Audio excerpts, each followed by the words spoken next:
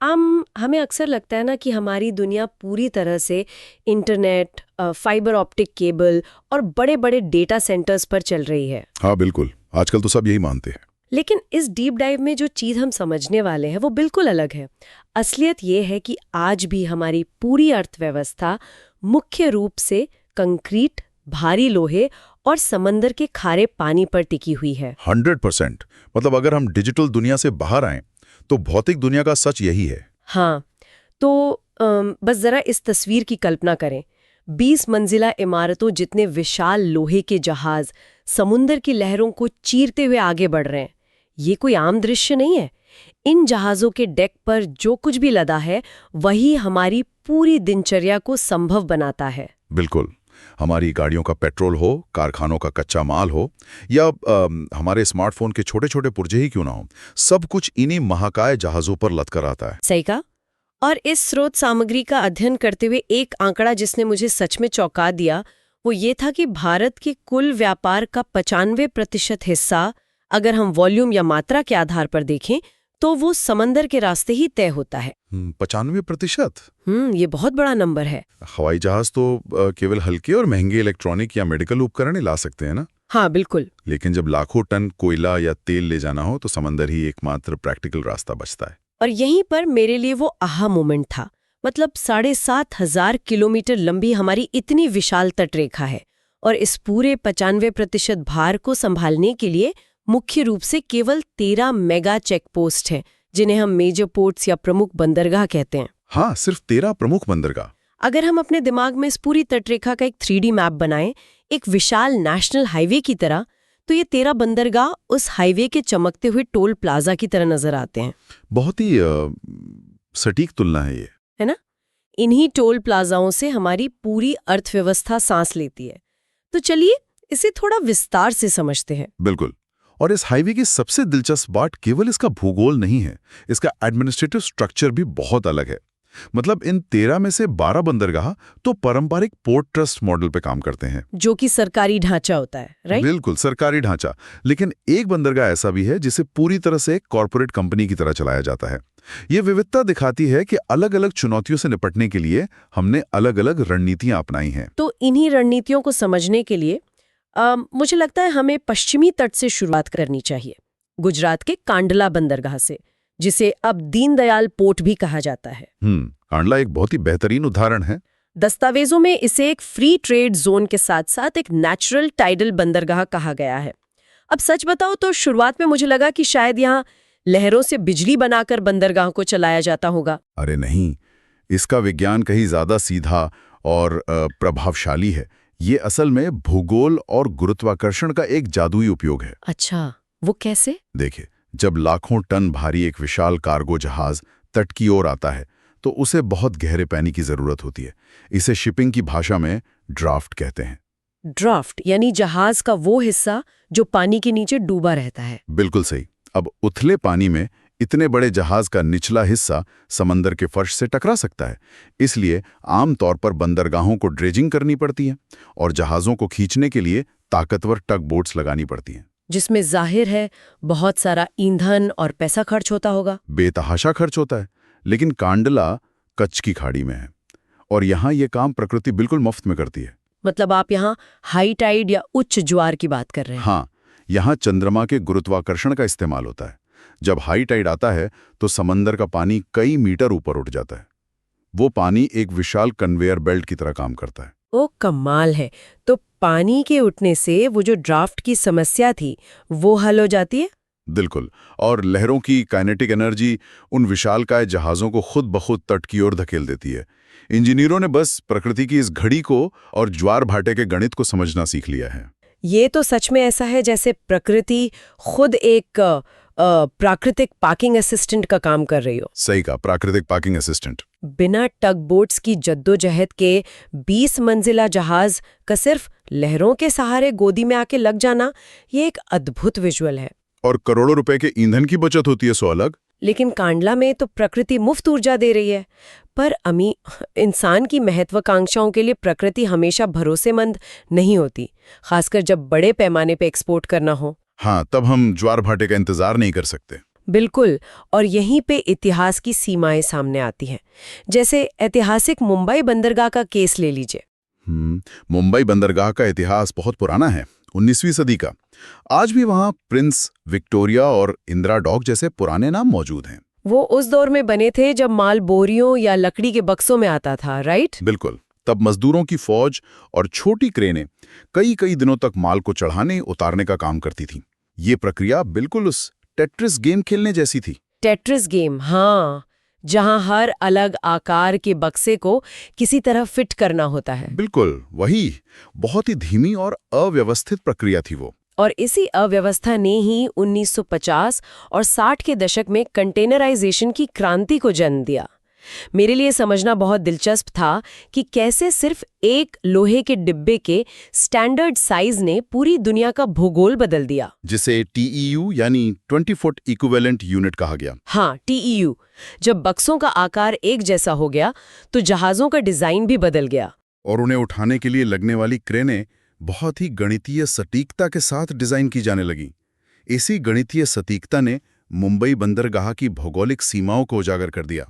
तो इस सब का असल में क्या मतलब है? मेरा मतलब है, जब मुंबई के पास पहले से इतना विशाल बंदरगाह था तो समंदर में कंक्रीट डालकर बिल्कुल खरोच से JNPT यानी नहावा शेवा बनाने की क्या जरूरत थी? जरूरत थी क्योंकि कंटेनराइजेशन के बाद जहाज बहुत बड़े होने लगे थे, जिन्हें हम मेगाशिप्स कहते हैं।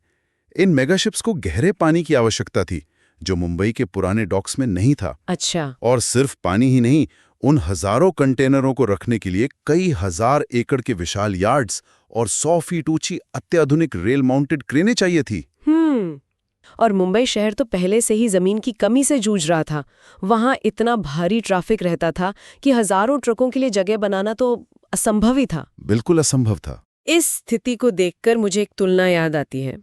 जैसे जब किसी पुराने शहर के बीच से गुजरने वाले हाईवे पर ट्रैफिक चौक हो जाता है तो हम पूरे शहर को नहीं तोड़ते, हम शहर के बाहर से एक नया आधुनिक बाईपास बना देते हैं। बिल्कुल सटीक तुलना है। तो JNPT का निर्माण भी उसी बाईपास की तरह है। 100%।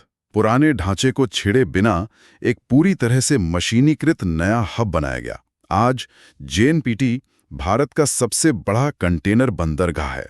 इसके लॉजिस्टिक यार्ड के विजुअल्स तो किसी साइफाई मूवी जैसे लगते हैं। रंग बिरंगे कंटेनरों का विशाल ग्रिड और रोबोटिक क्रेनें जो बिना इंसानी दखल के मिनटों में काम कर देती हैं। ये व्यापारिक मांगों के हिसाब से खुद को ढालने का परफेक्ट उदाहरण है। लेकिन JNPT की इस भारी भरकम कंक्रीट की दुनिया के पीछे बहुत पैसा और इंजीनियरिंग लगती है। अब अगर हम यहाँ से दक्षिण की ओर पश्चिमी घाट के तटीय इलाकों का रुख करें तो रणनीति बिल्कुल बदल जाती है।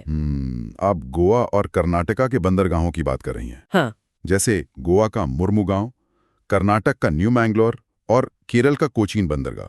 मुझे ये पूछना है कि ये बंदरगाह सीधे खुले समंदर की लहरों के सामने क्यों नहीं बनाए गए? ये नदियों के मुहाने या झीलों पर क्यों स्थित है? यहाँ जो बात सबसे ज्यादा हैरान करती है वो है समुद्री इंजीनियरिंग की गहरी समझ। देखिए, खुले समंदर की लहरों में खासकर मानसून के दौरान बहुत ज्यादा काइनेटिक एनर्जी होती है। विनाशकारी लहरें। हाँ बिल्कुल। अगर आप खुले समंदर में बंदरगाह बनाते हैं तो उन लहरों से जहाजों को बचाने के लिए आपको मीलों लंबी और दर्जनों फीट चौड़ी कंक्रीट की दीवारें बनानी पड़ती हैं, जिन्हें ब्रेक वाटर कहा जाता है। और उन्हें बनाने में तो अरबों डॉलर्स खर्च होते होंगे। अरबों डॉलर्स लगते हैं। इसी खर्चे और जोखिम से बचने के लिए पश्चिमी घाट में नदियों के मुहाने यानी एस्चुरी का इस्तेमाल किया गया। अच्छा, तो मुर्मुगांव ज्वारी नदी पर है, न्यू मैंगलोर गुरुपुरा नदी पर और कोचीन वेम्बनाड झील में। हाँ, जब समंदर की तेज लहरें किसी नदी के संकरे मुहाने से होकर अंदर आती हैं तो वो घुमाव और संकरा रास्ता लहरों की पूरी एनर्जी को सोख लेता है। ओह, तो हम इसे एक जियोलॉजिकल शॉक एब्जॉर्बर कह सकते हैं। प्रकृति खुद ही लहरों के थपेड़ों को शांत कर देती है। बिल्कुल। और बिना एक भी पैसा खर्च किए अंदर एक शांत गोदी मिल जाती है। पश्चिमी घाट में तो नदियां और पहाड़ ये प्राकृतिक सुरक्षा दे रहे हैं, लेकिन क्या हो जब भूगोल आपका साथ ना दे? पूर्वी तट पर तमिलनाडु के VO चिदम्बरनार यानी तूतीकोरिन बंदरगाह की स्थिति बिल्कुल ऐसी ही है। हाँ, तूतीकोरिन के पास कोई प्राकृतिक शॉक एब्जॉर्बर मौजूद नहीं है और वो मन्नार की खाड़ी में है, जहां पानी काफी उथला है। तो यहाँ इनका समाधान मुझे सबसे ज्यादा चौंकाने वाला लगा। जब भूगोल ने काम नहीं किया तो इन्होंने बाइट्स और एल्गोरिथम का सहारा लिया, डिजिटल ट्विन तकनीक। बिल्कुल, डिजिटल ट्विन। पहली बार पढ़ने पर ये मुझे किसी वीडियो गेम जैसा लगा, मतलब कंप्यूटर स्क्रीन पर 3D जहाज चल रहे हैं। ये वीडियो गेम लग सकता है, लेकिन ये असल में एक बहुत ही एडवांस सिमुलेशन है। जैसे फॉर्मूला 1 रेस से पहले कार को विंड टनल में टेस्ट किया जाता है ना। हाँ। बस फर्क ये है कि ये टनल हवा की नहीं, बल्कि अरबों डेटा पॉइंट्स की बनी है। असल दुनिया में उथले पानी के बीच किसी विशाल जहाज को अंदर लाना बहुत बड़ा रिस्क है। एक छोटी सी गलती और जहाज समंदर के फर्श से टकरा सकता है, तेल रिसाव जैसी आपदा आ सकती है। एग्जैक्टली। इसी से बचने के लिए इंजीनियर बंदरगाह के तल की बनावट, पानी की धाराओं की गति, लहरों की ऊंचाई और हवा के दबाव का सारा लाइव डेटा एक सुपर कंप्यूटर में फीड कर देते हैं। और फिर वो कंप्यूटर उस डेटा का इस्तेमाल करके असली दुनिया का एक वर्चुअल सिमुलेशन बना लेता है। बिल्कुल। वो कंप्यूटर ये कैलकुलेट करता है कि मान लीजिए जहाज 20 समुद्री मील की हवाओं के बीच 10 डिग्री के कोण पर मुड़ेगा, तो उस पर कितना पानी का दबाव पड़ेगा। वाह, तो वो वर्चुअल दुनिया में किसी भी जहाज को 10,000 बार क्रैश कर सकते हैं या डुबा सकते हैं। हाँ, ताकि असली दुनिया में वो सुरक्षित रास्ता ढूंढ सकें। बिना एक भी रुपए का नुकसान किए वो अरबों डॉलर्स बचा लेते हैं। ये तो हुई डिजिटल समस्या, लेकिन पूर्वी तट कर थोड़ा और ऊपर जाएं तो चेन्नई बंदरगाह की समस्या बिल्कुल भौतिक और प्रशासनिक थी। 1881 का ये पुराना बंदरगाह शहर के बिल्कुल बीचों बीच था। और चेन्नई शहर कोयले की डस्ट और हजारों ट्रकों के धुएं से चोक हो रहा था। प्रदूषण बहुत खतरनाक स्तर पर था, इसीलिए वहां से 24 किलोमीटर दूर एन्नौर, जिसे हम कामराजार बंदरगाह भी कहते, बनाया गया। लेकिन एन्नौर सिर्फ एक एक्सटेंशन नहीं है, ये भारत के एडमिनिस्ट्रेशन का एक बहुत बड़ा एक्सपेरिमेंट है। मतलब कॉर्पोरेट मॉडल की वजह से। हाँ, ये इकलौता प्रमुख बंदरगाह है जो कॉर्पोरेट मॉडल पर काम करता है।